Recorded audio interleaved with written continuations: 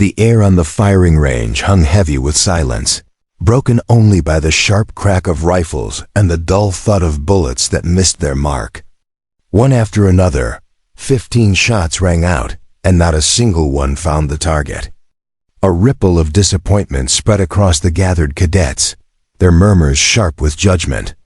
The range officer, his patience thin, finally called out with dry sarcasm, "Any snipers here?" Laughter scattered across the field, some mocking, some nervous. And in that moment, a quiet girl, standing at the edge of the crowd with her hands buried deep in her pockets, felt every eye turn to her. Before I tell you what happened next, tell me in the comments where you're watching from. I love knowing who's listening. Her name was Emily, and she hated attention. She wasn't the loudest, the strongest, or the one people expected to shine. Most of the cadets barely remembered she was even there. Yet when the officer's words stung the air, she felt a pull inside her chest, the kind that doesn't ask permission, only demands action. Still, doubt clawed at her mind. She thought of every time she had been underestimated, every whisper behind her back. Was this her chance to silence them, or would it only confirm their suspicions? The wind carried the smell of dust and gunpowder as Emily stepped forward. The crowd shifted, murmurs rising, disbelief sharp as glass. She picked up the heavy rifle, its cold steel pressing into her skin like a test of will.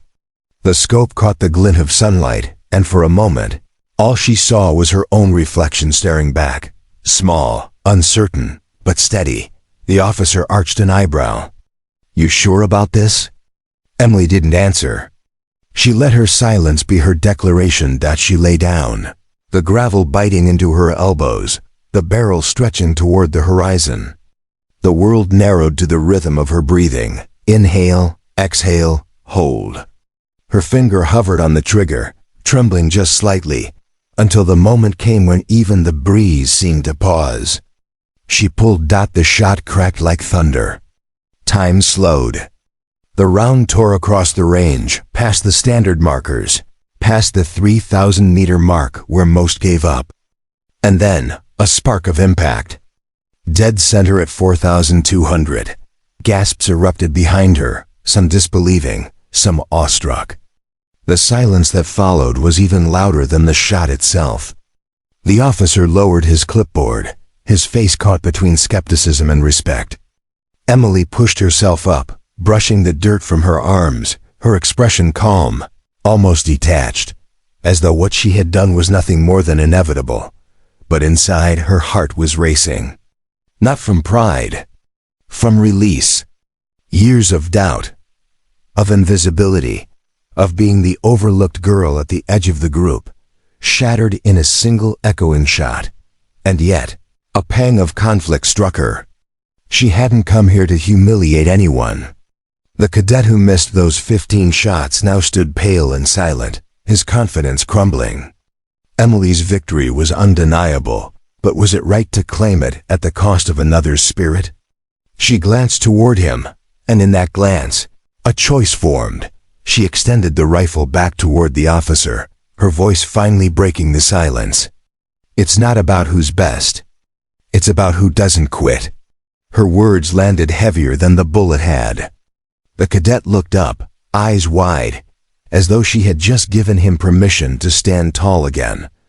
A slow clap started from the back, hesitant at first, then joined by others until the range was alive with applause. For Emily, the recognition wasn't about glory. It was about proving, if only to herself, that she belonged, because strength isn't always the loudest voice or the heaviest hand. Sometimes it's the quiet soul who refuses to disappear, because kindness doesn't vanish, it waits. And it finds its way back.